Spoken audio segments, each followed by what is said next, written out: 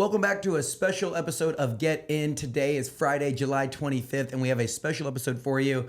I'm joined by Chase Briscoe, NASCAR phenom from Mitchell, Indiana. He'll be racing in the Brickyard 400 this weekend. We're super excited to have him join us. We're also going through best places to get bourbon and barbecue. Obviously, tonight we're going to be down at Moontown Brewery. Tomorrow we'll be at Hard Truth for the Bourbon and Barbecue Festival. We're really excited about that. So a little segment there talking about the best places to get bourbon and barbecue. And we're going to round it out. Cheyne and I talk small towns in Indiana, and we'll see if he can beat the master when it comes to all things Indiana. So let me know what you think of this episode. Remember to leave us 5 stars. It helps us grow the channel, grow the show. Please enjoy this special episode where we're talking bourbon and barbecue, talking with Chase Briscoe, and talking small towns across the state of Indiana. We'll see you tonight at Moontown Brewery, 7:30 p.m. Be there. We're running up a $1,000 bar tab. And tomorrow at the Hard Truth Bourbon and Barbecue Festival. We will see you guys there. Talk soon. Okay, we've come to this segment of the show. I have 2 bourbon and barbecue experts here. I'm joined by Bryan Smith. I'm joined by Dave White. You guys probably have heard our episode together. We're going to do just a quick little teaser here because we're getting ready for our event that's coming up at the end of July. Gentlemen, are we ready to talk bourbon and barbecue in Indiana? Let's do it. Always. Okay, so if we were giving recommendations to our guests, whether it's from Northern Indiana to Southern Indiana, we're each going to say, let's pick 2 spots to drink bourbon, 2 spots to eat barbecue all across the state. I'll lead the charge because I kind of just threw this on them at the last second, so I'm just making this happen. I'll lead the charge when it comes to barbecue. I'm curious to see, Dave, if you know what I'm about to say here. We talked about fundraiser barbecue, like on our episode. In Northern Indiana, there's this organization called Nelson's Golden Glow Chicken. Some of the best barbecue that I've ever had. I don't know what they do to it. It started around like the Napanee, Wakarusa, somewhere in that area. I'm not really sure. I think it might be Napanee. Every Sunday, like in all these, they do like the fundraiser chicken, but it's like, addictive. I don't know what they do to it, but like it was some of the best chicken. Like I think it's like smoked and then charred. I don't know, but phenomenal barbecue. Yeah. So that would be like my 1-1 pick for barbecue. Curious to see where you guys are eating barbecue at around the state. I could get a 2-for-1 at Hard Truth. I'm just throwing that out there. Their barbecue is really good from downstairs, upstairs, and obviously the whiskey is second to none. If you wanted to just say stay in Nashville there's a guy named Chris Johns, Sugar Creek Barbecue Company, just across the street, down behind the McDonald's. He's hidden. He's kind of close to the music center. That's how I know it's good barbecue. Yeah. If you have to like go behind somewhere and like take a left turn, it's like, oh, there it is. And I met Chris on the competition trail back in like 15. You know, he picked my brain about how to get his food truck going. And then he was originally down in Gnawbone and then moved closer into town. And I can just promise you that Chris is doing it the right way. He's one of those guys that's out there the night before getting everything on, and he's always treated me really good in there. I love that. Bryan? I love it. So it's funny. I wish I would have got to go first because now it's going to seem like we had planned it because I'm going to go try to find Dave's truck, Great White Smoke somewhere if I'm going to eat barbecue. Down in Evansville, growing up, there was a place that's near and dear to my heart that's now long gone called Wolf's Barbecue that was around forever. And again, you know, down there, it was more about the sides, I think, than even the barbecue. But yeah, so shout out to Wolf's, long gone. But, but people love the nostalgia, though. Yeah, it's a real thing, you know. As far as drinking bourbon, I'll tell you what, there are a lot of great places in Bloomington, a lot of great supporters of Hard Truth. But if you want to go sit down at someone's bar, get a wealth of information on not only whiskey, bourbon, American whiskey, but world whiskeys, cocktailing, you got to go sit at the Farm Bar in Bloomington, sit in front of Doug Spradley. That dude is a genius. He is a treasure for Bloomington. But what people don't know about Doug around here is that he goes and he trains and puts together bar programs and bartender programs around the country. People utilize him. So he is a huge guy in the industry, but on top of it, man, he's just like the nicest guy ever. So that's where I'm going to sit down and have a pour. I love that. That's a good one. Good food there too. Ooh, yeah, great food. Okay. Dave, do you have a place that you go, like a go-to spot to grab a bourbon? Kind of one of those guys that I just walk in and look at the back bar. I like going to a lot of places, you know.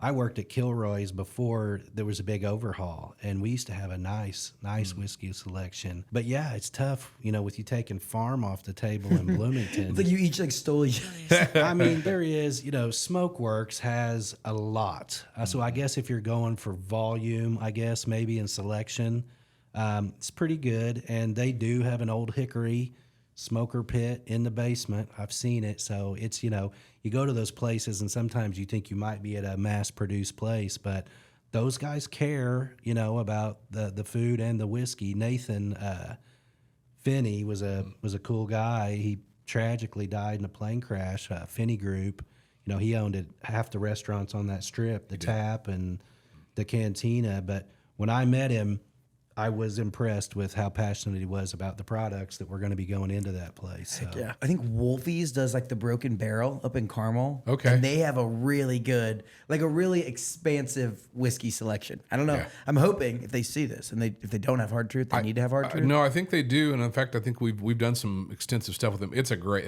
bar. It's a great It's a selection. good little spot, and I love the bourbon bar because I'm not like a diehard. Like I don't know everything, so I like it when I go in and I can like ask questions and not be made to feel dumb by like asking like what this means or whatever.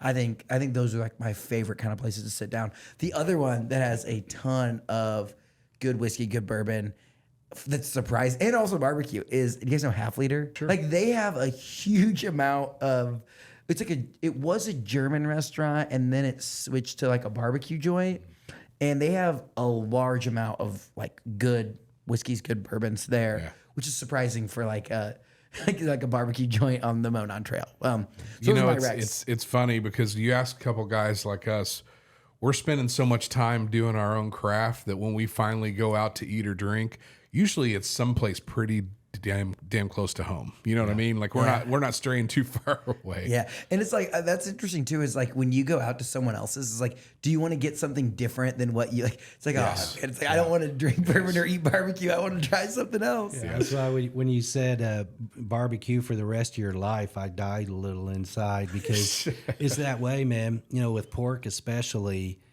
I to the point when we're pulling it, I'm just like, if anybody's near me, I'm like, how is this? I don't even want to put it in my mouth anymore because I've kind of lost that. The taste bud there. Little bit, like the desire for it. You know what I mean? Yeah, it's kind of bland. I feel like that's interesting. Like, I mean, you spend so much time around it and it's like, and like you're trying to make like minute changes or whatever, to like make it a little bit better. Well, I'll say that's when it's special though, because when I am trying it and I get one that just grabs me too, I'm like, that's a good hit right there. That's a good bite, tender. Now you're talking. Yeah. I love it. Well, hey, we're going to be out July 25th, 26th, the Bourbon and Barbecue Fest in Nashville at Hard Truth. 31 competitors coming together, a full day of live music, bourbon, barbecue, the whole 9 yards. Get your tickets at hardtruth.com. It is going to be a fun time. Gentlemen, appreciate you. Thank you. Today I'm joined by Chase Briscoe, a NASCAR Cup Series driver from Mitchell, Indiana, currently racing the number 19 Toyota for Joe Gibbs Racing. Now, Chase is a third-generation racer. He won the ARCA Racing Series Championship in 2016, was named NASCAR Truck Series Most Popular Driver in 2017, and is also, I believe, a sprint car team owner. Through it all, he's never forgotten his roots, using his platform to help put Mitchell, Indiana on the map. We were just down there. A lot of you probably saw our video where we were checking out all the cool things in Mitchell. Chase, I'm pumped to have you on the show, and I'm pumped to release this before you race at the Indianapolis Motor Speedway in the Brickyard. So welcome to the show. Yeah, thanks for having me. I'm definitely looking forward to this week and being back home again in Indiana, that's for sure. The Indianapolis Motor Speedway is such a special place. I mean, obviously the Indy 500, but I mean, I have the original newspaper when Jeff Gordon won the OG Brickyard 400. I think it was in 96. What does the Brickyard mean to you, being from a small town in southern Indiana and now getting to race here on the biggest, one of the most famous tracks in the world? Yeah, I mean, honestly, it's one of those things where every race car driver, I mean, whether you're from California or Ohio, I mean, literally anywhere in the country or even in the world, truthfully, you dream of getting to race at Indianapolis Motor Speedway. But whenever you grow up in Indiana, it's like this totally different thing. I think because you just, you go there as a kid, where if you're from out of state, like you don't have it in your backyard, right? Like you're not going there the month of May, for practice days and qualifying day and obviously the Brickyard and all these things. So for me, Yeah, I mean, it's a dream come true just getting to race at Indianapolis Motor Speedway. But yeah, just something special about that place. Like I feel like every time I go there, I'm able to somehow find like this extra 5 or 10%. And I've talked to Tony about it as well, and he even mentioned the same thing. Like when he would go race at Indy, like you just find this extra little bit for whatever reason. And it's so fun as a driver going there when you're from Indiana, just because I feel like the Hoosiers do such a good job of like supporting fellow Hoosiers. I mean, you see it even at the Indy 500 with Ed Carpenter and Connor Daly. Like they love seeing a Hoosier up front. And when I go there, a couple of my buddies that are in the series too, they're always like, "Man, you're like the mayor when you come here." Like everybody's like yelling at you and stuff, and it's different because I don't have that everywhere else we go. But certainly at Indy, it's a lot of fun just because I feel like I have a huge just support group there. So yeah, I'm definitely looking forward to getting up there this weekend. Obviously, talking about a race that Jeff Gordon winning that inaugural Brickyard, but like, I mean, when you were 13, you broke one of, I believe, Jeff Gordon's records, right? Like 17 top 10 finishes back when you were, I mean, you weren't even old enough to drive a car like on the road yet. And when I was 13, I started racing sprint cars, and Jeff had won a race, I think, when he was 14, and I somehow won one my first year there when I was 13. So I guess I beat his record, which anything you can do with Jeff Gordon's name on it's pretty dang cool. Yeah, I don't know if I don't even know if I still hold it, honestly. There's a lot of back then I felt like it was really, really young to be 13. Now it's a little bit more normal.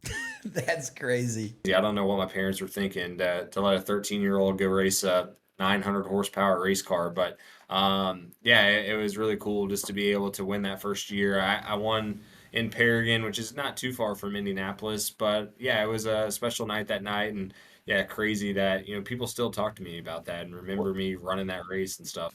When you were 13, did you know that you wanted to be like that racing was the thing? That's what you wanted your career to be? Yeah, I think at that age, I didn't quite really understand everything yet. I knew that I liked racing. I knew that that's what I wanted to do, but I didn't really know how to make a living doing it. And when you're 13, truthfully, like, yeah, you're going there, but you're kind of just going there to look cool. I felt like I didn't have that competitive nature in me as much. Like if I ran 10th, I was just happy to be there. Like I thought it was cool that I was getting to drive a sprint car, let alone like going there to do it for a living. But yeah, I mean, definitely at an early age, I knew that I wanted to do something with racing. I didn't know if it was really something I could do, truthfully, at the NASCAR level or anything like that. Just coming from where I grew up, I didn't even know how you necessarily got to NASCAR, especially at that age. I was still pretty naive to everything, but yeah, I definitely knew that I wanted to do something in racing, whether it was racing in NASCAR or racing sprint cars for a living. I just wanted to be driving something, no matter what it was. And so we've had, oh my gosh, like Connor Daly, Tony Kanaan, a lot of IndyCar racers, Marcus Ericsson, like we've had a few Indy 500 champions. Where does the split come, or how do you get into, IndyCar kind of starts in go-karts. How do you end up in NASCAR? Yeah, for me, a lot of people always ask, like, why did you not try to go IndyCar, right? Like, especially growing up in Indiana. But for me, I grew up, I mean, obviously I watched the Indy 500 in the month of May, but, outside of that, I didn't really watch a whole lot of IndyCar racing. I was always a NASCAR fan, truthfully, and I think a lot of that comes from, just I was a diehard Tony Stewart fan. He grew up in Columbus and, about an hour from where I'm from. And there's a pretty cool property for sale out there. I don't know if there's another NASCAR guy that might need to all 38 races a year for the next 10 years, I think, to make that happen. But yeah, for me, Tony would come and race sprint cars, and he would go run at Bloomington and Brownstown and all these tracks that I would be going to as a fan on a Friday or Saturday, and then you could literally watch him on TV on Sunday. And I just thought that was the coolest thing ever. And so I was always this diehard Tony Stewart fan.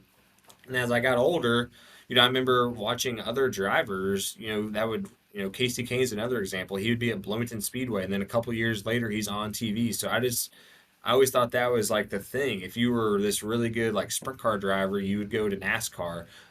Because when I was growing up, the sprint car to IndyCar route kind of was dead, truthfully. Where before me, that was kind of the route. You would go sprint car racing, the AJ Foyts of the world, all that. They would come from dirt sprint cars.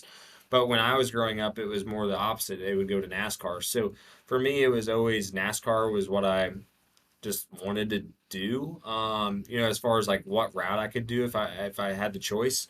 And then yeah, as soon as I graduated high school, I just moved to Charlotte. Charlotte's kind of the the hub for NASCAR, similar to what, Nashville is for country music, or even Indy is for IndyCar. If you're going to be in the sport, you have to live there. And yeah, I moved to Charlotte right after high school, and yeah, slept on a couch for 3.5 years, and would just volunteer at all these different race shops, and eventually uh, got able to go run a test for this one team, and it kind of just led one thing to another. So you are 18, you graduate high school, and you leave. You're just like, yep, mom, dad, appreciate you. I'm out. I'm going to Charlotte to sleep on a couch and be a volunteer. Like, were you doing other stuff for money back then? No, not really. My parents gave me a credit card to like eat and stuff, and then I would do these little, I was volunteering at the race shop, so they weren't really paying me. But there was a couple teams that, actually Brad Keselowski's brother would go run these races. He'd run about once or twice a month, and he would let me spot for him, and he would pay me $500 every time I'd go and spot. So the guy's couch I was sleeping on, I would give him $50 here and there when I could, and then yeah, I remember thinking, I mean, I was rich, right? Like, you make $500 as an 18-year-old kid. You're like, holy smokes, like, what am I going to do now? And yeah, I would give him $50 here and there, and then, obviously eat on that. And then if it came down to it and I needed, the credit card, I obviously had that there. But yeah, for me, it's crazy how it all worked out, for sure. When you got that first test, like, how did you get yourself to the opportunity? Like, what did that look like? And like, yeah, how does that career path go from sleeping on a couch to, I mean, performing and racing in NASCAR and doing the dang thing? Yeah, well, it's a crazy long story, but essentially, I was volunteering at all these different race shops, and I had met with this guy that kind of managed drivers. He was almost like a manager for guys, and obviously, as a manager, he's wanting money, right? And I told him, look, I can't pay you anything, but if you want to just throw my name out to people, like, I greatly appreciate it. And so he had talked to this team. It was called Cunningham Motorsports, and they were taking this extra car to this test in a couple months. And so he had told them my name. They didn't really think anything of it or whatever. Well, then Christopher Bell and myself were really, really close, and he was a Toyota driver, and Ford had offered him this driver development deal for like 5-6 year long-term deal, and he wasn't going to take it. So he had called me one day and just said, hey, Ford offered me this thing, and he was just kind of talking to me, right? Like, it wasn't like, hey, you should go do this. But yeah, I asked him, what's the name of the guy that sent you all this? And so he told me the guy's name, and it was the president of Roush Fenway Racing. So I just walked in the front door of Roush Fenway and asked for the guy, and he for some reason was there that day and took a meeting with me. And I told him how, hey, I know you guys are probably looking for drivers for driver development deals and would love to just throw my name in the mix. So anyways, that manager had called that race team, and obviously they'd heard my name from him, but then that same race team had called Roush Fenway the next week, and they had mentioned my name to them too, about, hey, there's this kid that was in here. We don't really know anything about him, but maybe give him a call. So this race team had heard my name twice now in a week, and so they'd somehow got my phone number. I was literally moving back to Indiana. I had half my stuff with me. I was in Kentucky, and they called me and said, hey, would you be interested in coming and driving one of our cars at a test that we're going to in a couple months? And yeah, I turned right around after that weekend. I went and raced a dirt car, and came back Monday and started volunteering there at the shop, and did that for 3 or 4 months, and eventually went to that test, and the test went really, really well. And the owner heard my story of how I was volunteering my time there and was decent at the test, and was this 87-year-old man named Briggs Cunningham, extremely wealthy individual, and just liked watching his cars on TV and thought my story was cool, and said, let's run him in a race. And then that one race just led into a full season the following year, and an incredible friendship. Me and Briggs would talk every single day till he passed away. And yeah, that without Briggs Cunningham, there's no way I'm sitting here doing what I'm doing now, because without him, taking a chance on this random kid that was volunteering at his race shop, yeah, I'm not doing anything.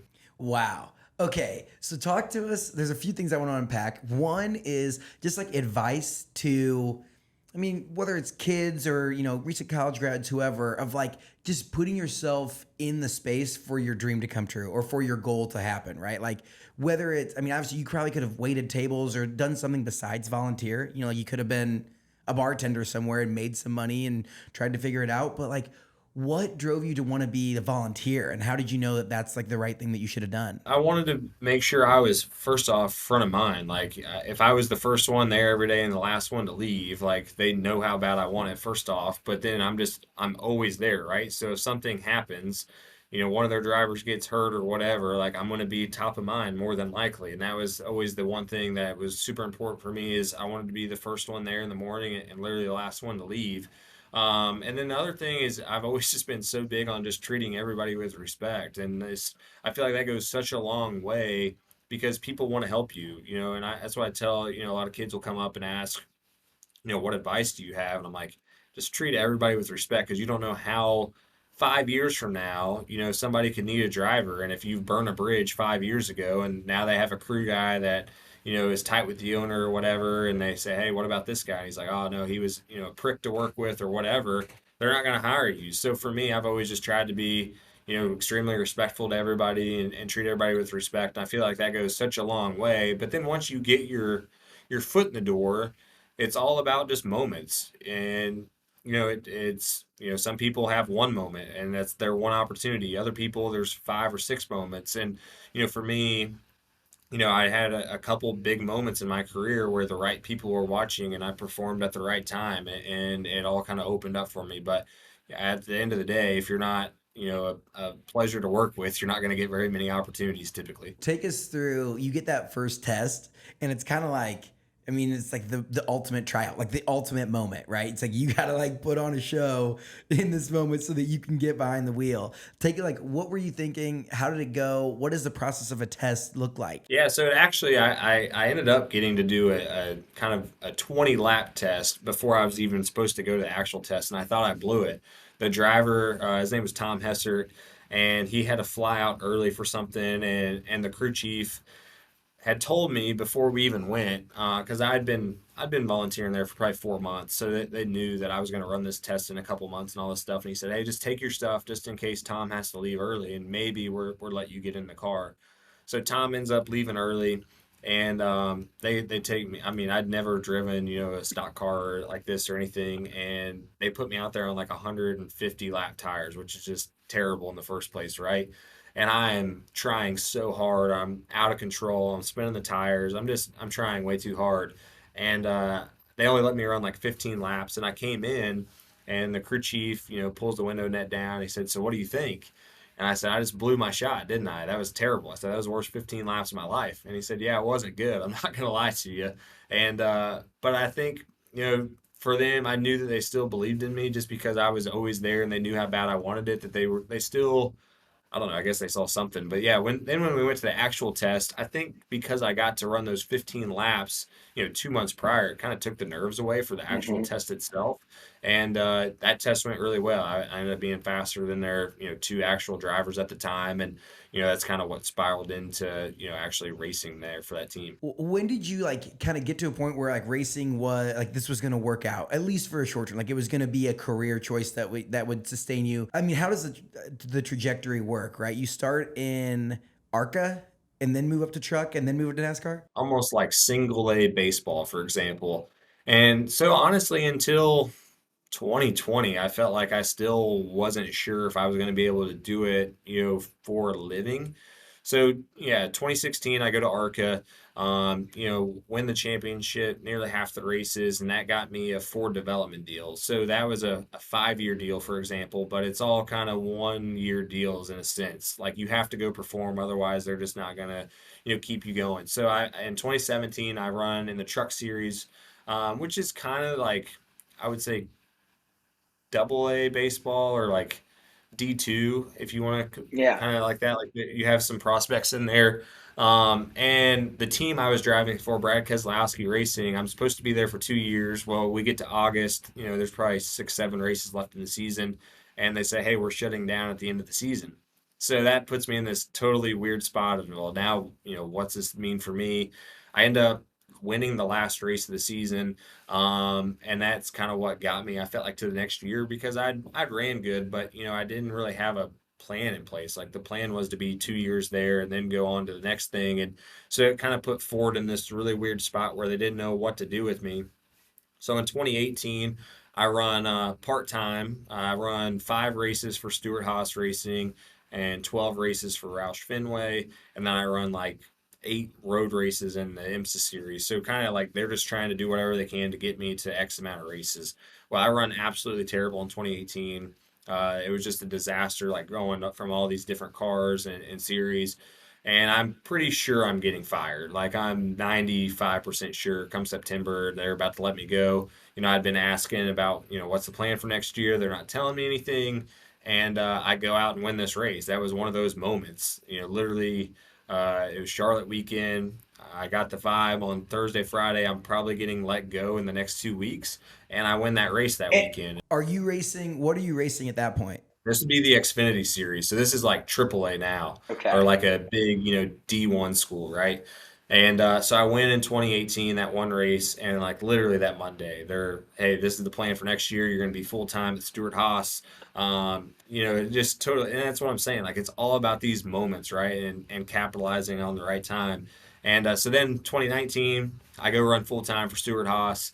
Have a pretty good year. Only win one race, but was really, really good, kind of at the right part of the time in the playoffs. And get to into 2019, everything's good. We're going to be going full time again in 2020.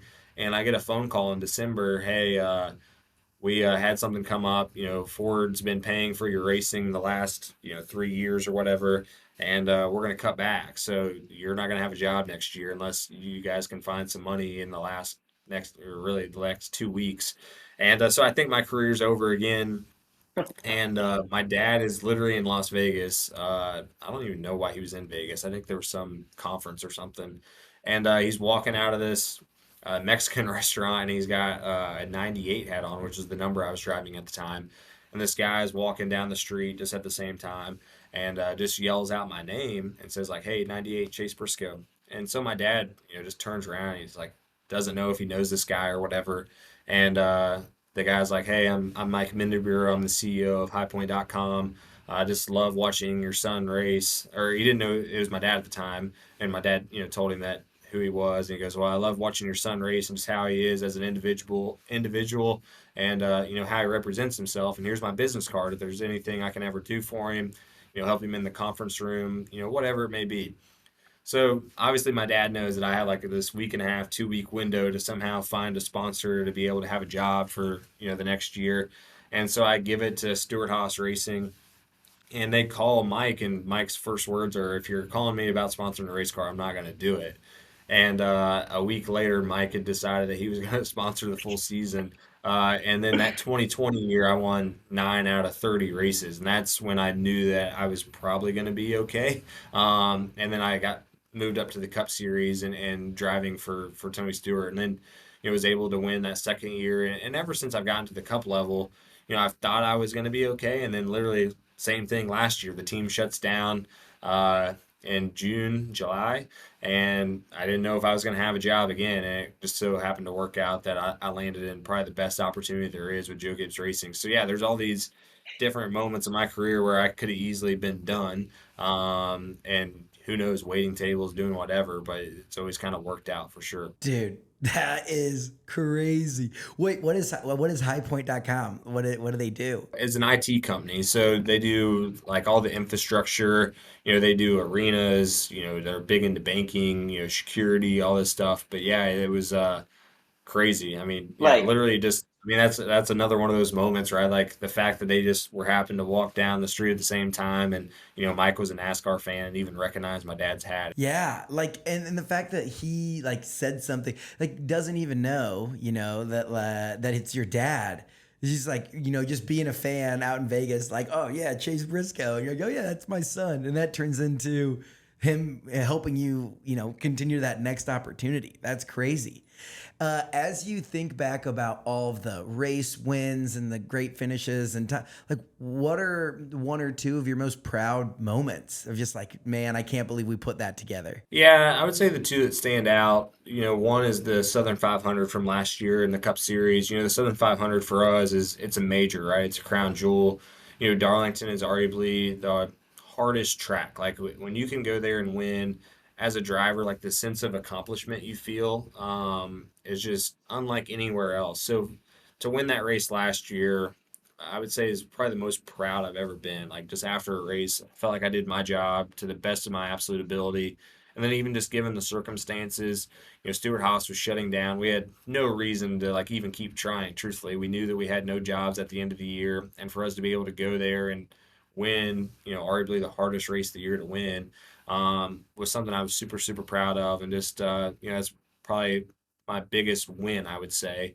And then from a personal standpoint, 2020 in the Xfinity Series, I was able to win in Indianapolis. And, from just a personal standpoint, that was like the coolest thing ever.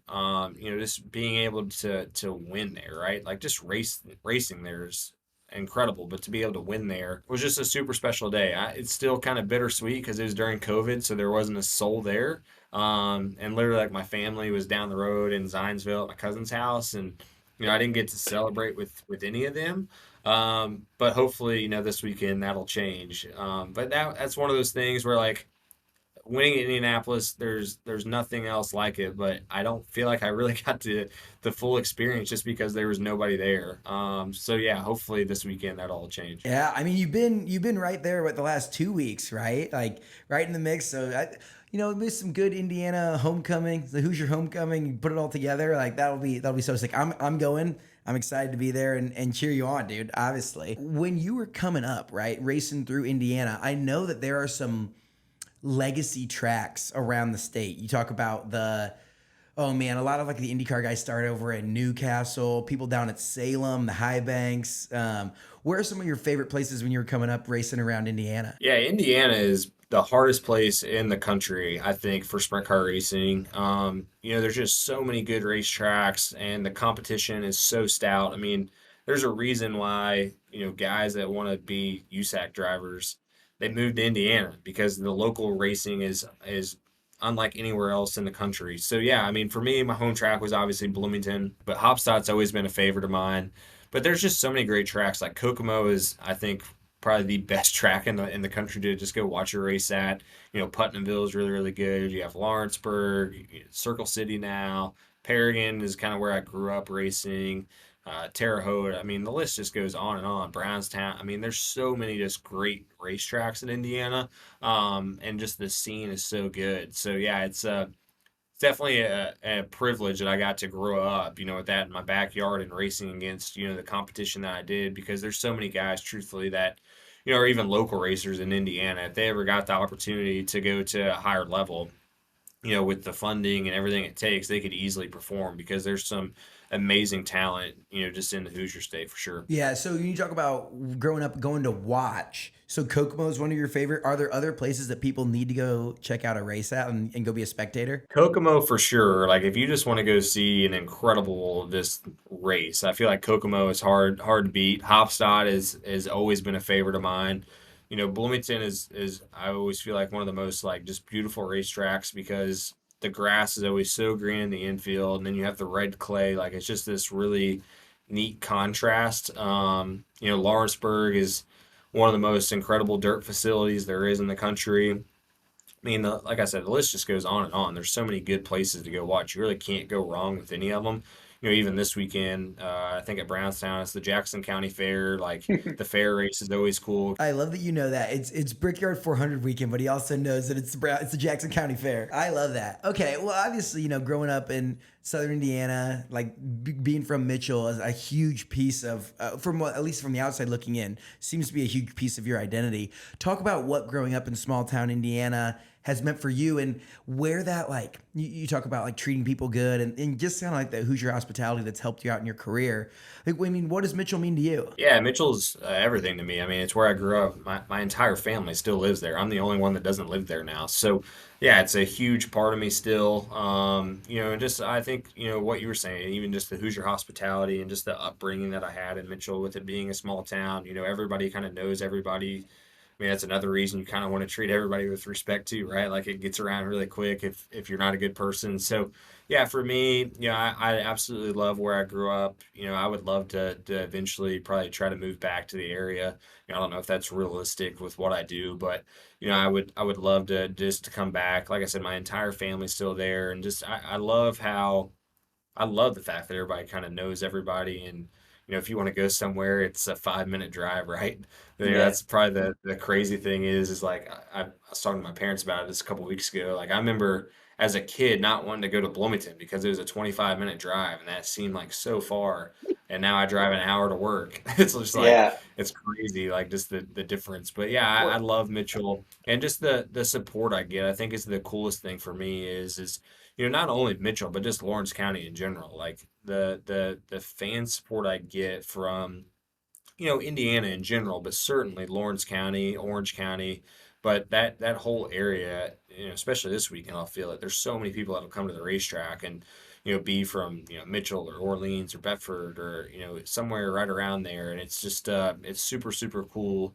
That they come just to watch me race. Was it hard? You talk about your whole family is still right around Mitchell, and you leave home at 18, graduate high school. Like, one, where did the courage to do that come from? And like, did people think you were crazy? Like, I feel like that's one thing about small town Indiana, is like people like love it and they don't leave a lot. Yeah, for sure. All my best friends still live there, right? Like, it is hard to leave, I think, just because of that reason. But yeah, I think for me, it was actually my grandpa. I remember him telling me, like, hey, look, don't be 30, 40 years old and look back and say, man, I wish I would have at least just went and tried. Because if you at least go there, you can never say, man, I wish I would have done it. And for me, that was a lot of the reason I even went. I mean, yeah, truthfully, it was scary for sure, just going down here and not really knowing anybody, but it would have sucked, truthfully, to like be sitting on my front porch at 60 years old and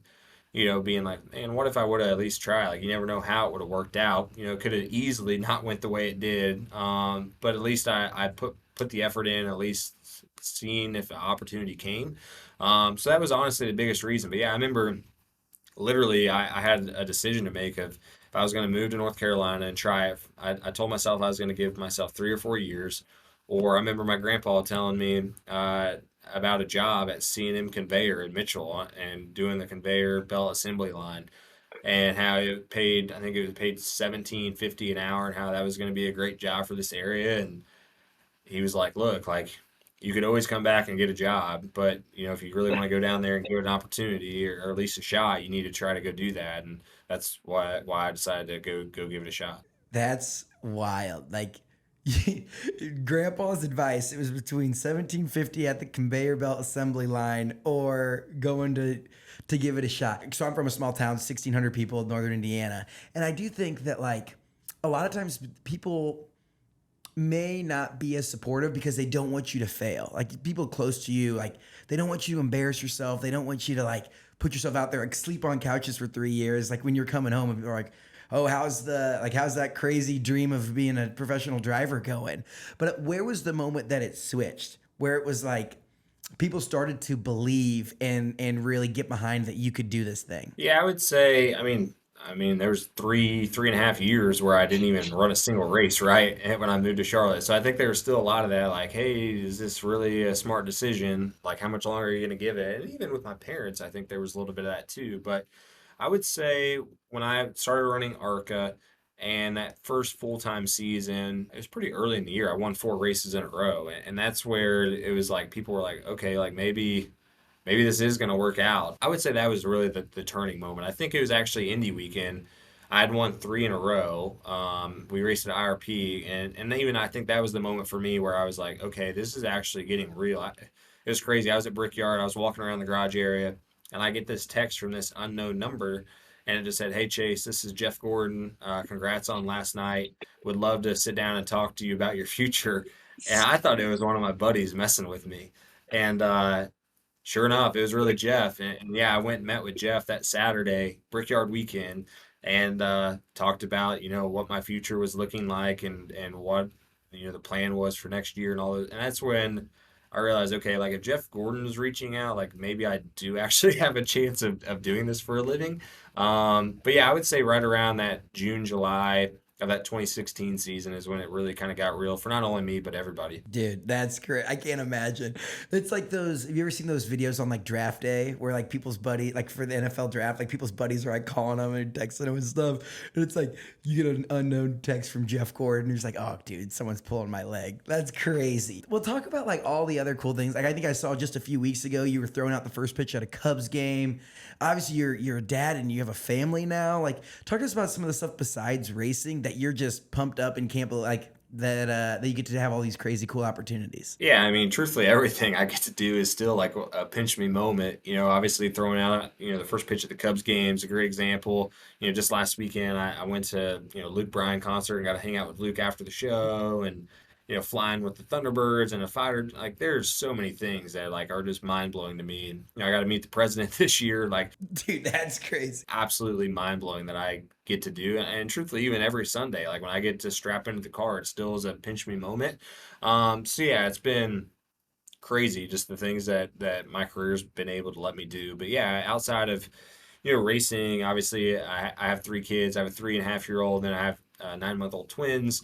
So life at home is pretty chaotic in general, but love hanging out with them, spending time with them. I enjoy fishing and golfing, and was trying to play golf when I got back this weekend, but I don't think it's going to work out. But yeah, I feel like I'm a very normal individual that just has a really cool job, get to do a lot of really cool things. Kiddos are still pretty young, but what do they think about coming back to Indiana? Are they going to spend some time down at Spring Mill? Yeah, Spring Mill will definitely probably be on the list at some point throughout the week. Jiffy Treat in Bedford will for sure have some ice cream made there. Yeah, my oldest definitely knows about Indiana. He's been counting down the days because he gets to go to Indiana. He's a diehard Blue fan, the Colts mascot. Like yes. Literally every night we have to watch Blue videos, and he's got the dance down, and I think he's gonna get to put pie in my face with Blue on Wednesday at training camp. So he's like ecstatic to go to Indiana. And then my sister's actually getting married on Friday, so he's in the wedding. So it's going to be a fun week for me back home. So I'm definitely looking forward to it. Dude, that's so cool. And it's cool you get to do some Indiana stuff, and obviously, and you got to work on Sunday.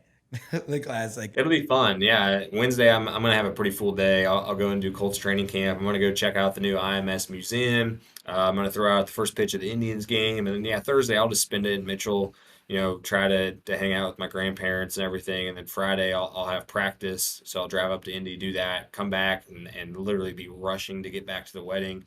And then Saturday, do a cookout with my family. And then, yeah, Sunday race, and then head home. That is kind of cool. I think I go back to what you just said a little bit ago. It's like, I'm just like a pretty normal dude that like happens to have a really cool job.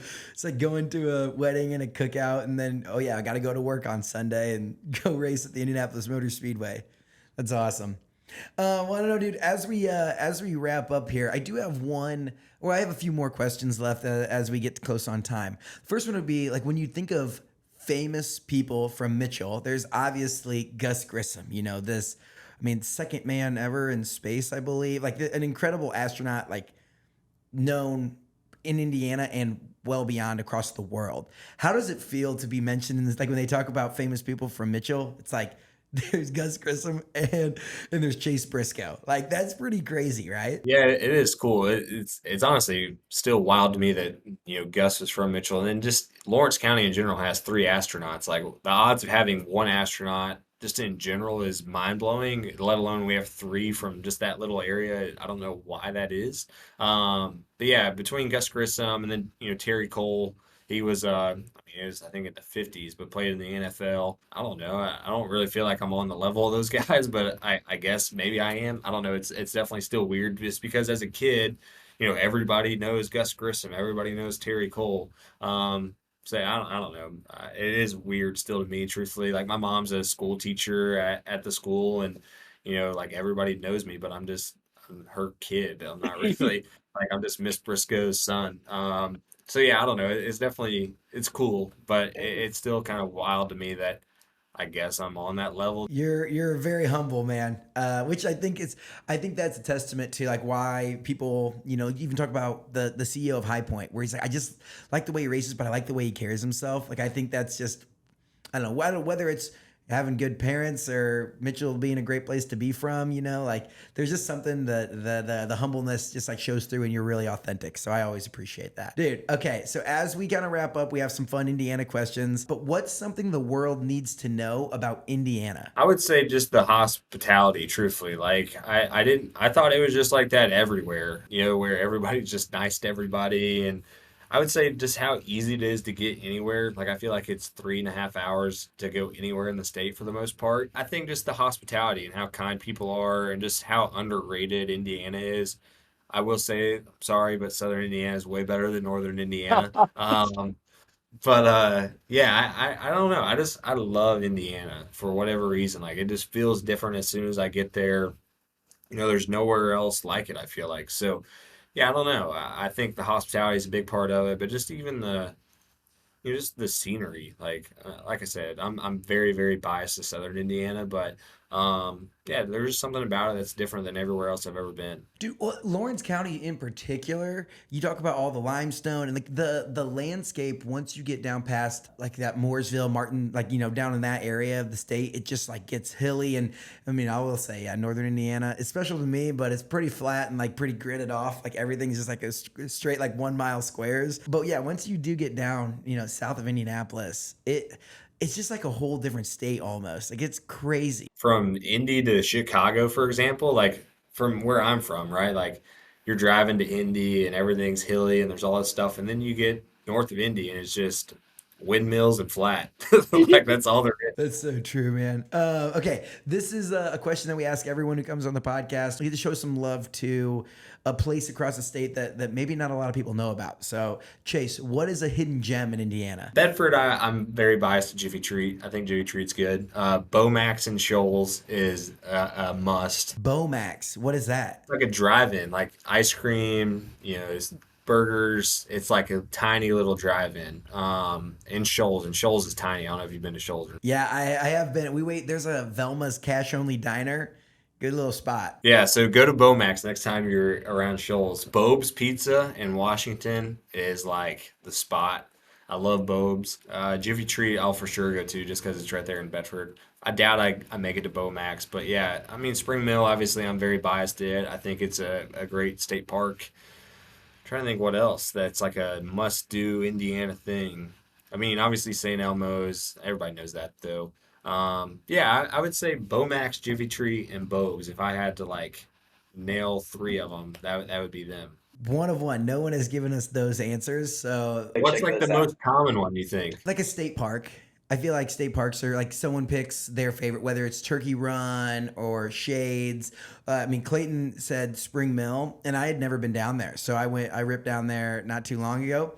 When we were down in Mitchell. And I feel like the world always thinks about St. Elmo, like the shrimp cocktail there. Like, especially when Indiana's been hot, like WNBA All-Star Weekend was this past weekend. So it's like from the Indy 500 to the Pacers, champion, like NBA playoff run to WNBA All-Star Weekend and now Brickyard, it's like Indiana, that's the one thing I always tell everybody is it is such an underrated sports, like Indianapolis is such an underrated sports town, especially when the teams are good. It's unbelievable there. And like just hosting. Like there was so much crazy stuff that happened this weekend in Indianapolis with WNBA All-Star. Like Nike activations and Diplo's playing like a private concert at this thing. Like it was just nuts. And I was like, when Angel Reese tweets, we in Indy would it feel like Miami? I'm like, that's crazy. Final question. This is where you get to share the spotlight and let us know about other Hoosiers that might be doing big things, maybe future guests that we need to have on the podcast. So who's a Hoosier that we need to keep on our radar? Someone who's doing big things. His name's Andy Bradley. He just kind of purchased or leased out Bloomington Speedway. They're trying to do a lot of really cool stuff there and just change not the vibe of Bloomington, but like just try to make the community way more involved in the racetrack and, do things like concerts and bring in, different events that's just different what Bloomington Speedway's done for such a long time. So he'd be somebody that is just a very unique individual.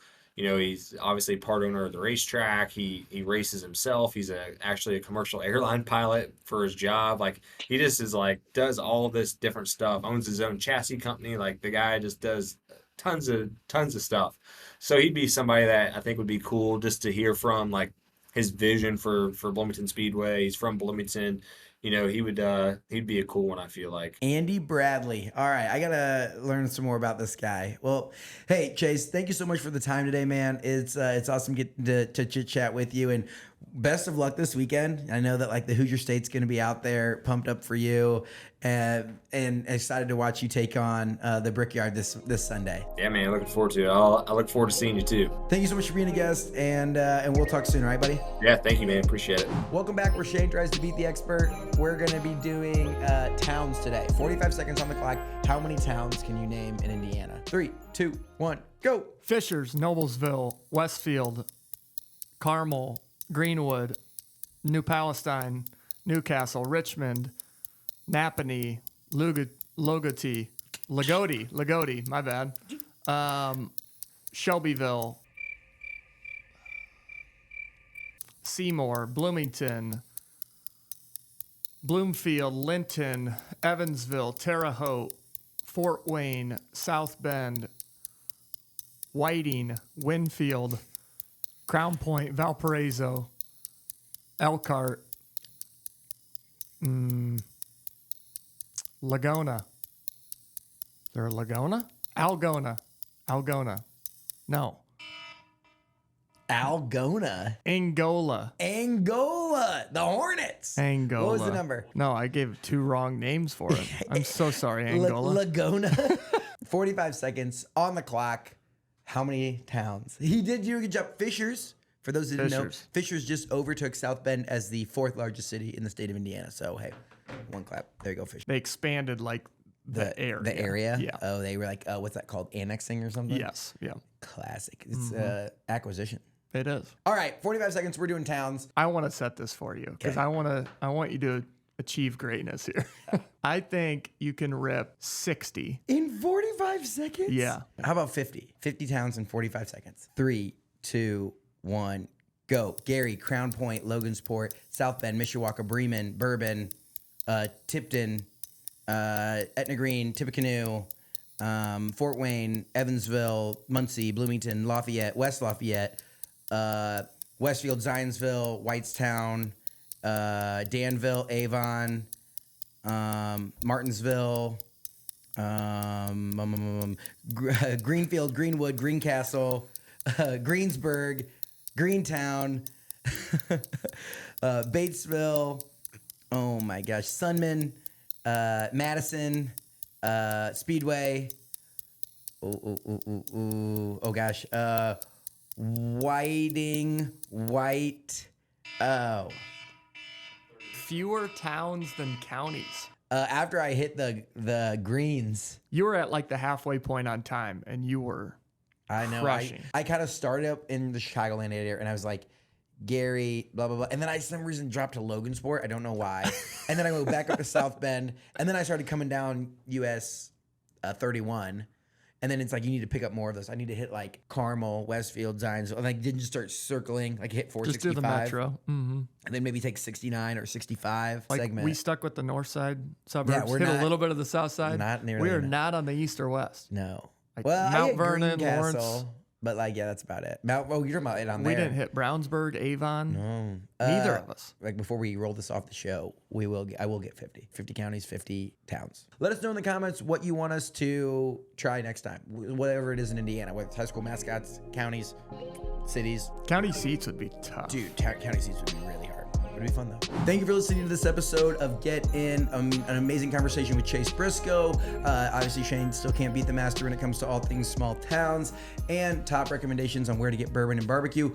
Remember, come see us tonight, 7:30 p.m., Moontown Brewery down in Nashville, Indiana.